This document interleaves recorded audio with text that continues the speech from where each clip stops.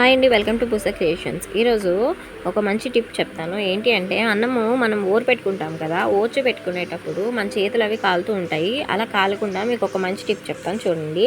కింద నేను ఒక తెప్పల్లా తీసుకున్నాను, పైన అన్నం ఓర్చుకుంటున్నాను. అయితే ఇలా పట్టుకుంటే నాకు చేయి మీద తుల్లడం కానీ, చేయి నొప్పి రాగడం కానీ, ఆవిరి కొట్టడం కానీ జరుగుతుంది. అలా జరగకుండా ఉండడానికి నేను ఒక గ్లాస్ తీసుకున్నాను.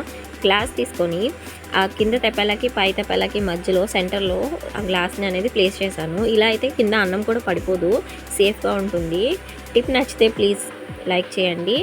అండ్ ఇదేంటి అంటే గంజి, మనం ఇప్పుడు పెట్టుకున్న గంజి ఉంటుంది కదా, దాన్ని బయట అయితే పడేయొద్దు ప్లీజ్. అది చాలా మంచిది మన హెల్త్కి. డైలీ 1 గ్లాస్ తీసుకుంటే సరిపోతుంది.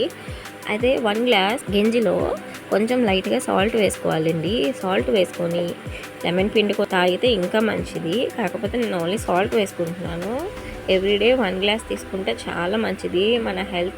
మన హెల్త్కి గుడ్ బ్యాక్టీరియా అనేది ఫామ్ అవుతుంది. ఇది మనకే కాదు, మన పిల్లలకి కూడా అలవాటు చేయడం చాలా చాలా మంచిది.